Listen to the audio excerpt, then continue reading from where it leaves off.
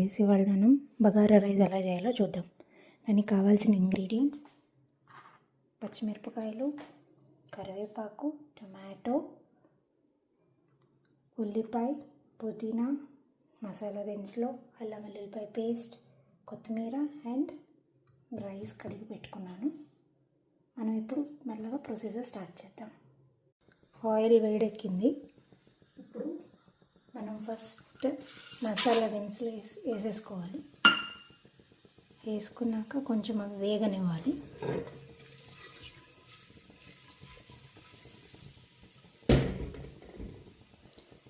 వేగినాక కొంచెంసేపు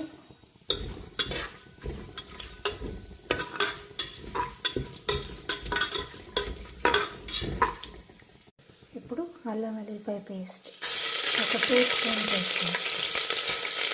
2 స్పూన్స్ వేసుకున్నాక ఇది కూడా బాగా వేగిన తర్వాత ఇప్పుడు ఉల్లిపాయ వేసుకుందాం.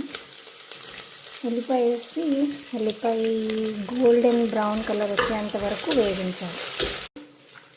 పచ్చిమిరపకాయలు, కరివేపాకు వేసి వేయించుకుందాం. అవన్నీ వేగినాక ఇప్పుడు టొమాటోస్ వేసుకుందాం.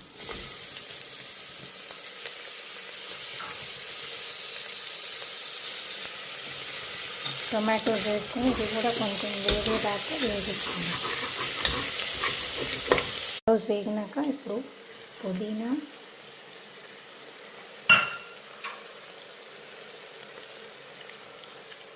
కొత్తిమీర,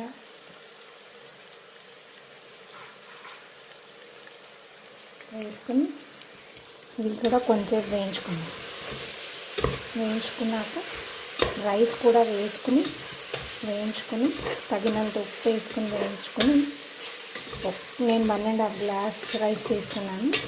మీరు 3.5 వాటర్ పోసుకుని, మీరు చూడొచ్చు వాటర్ బాయిల్ అవుతున్నాయి అవన్నీ వేసినాక. ఈ మూమెంట్లో మనం రైస్ వేసేస్తాం.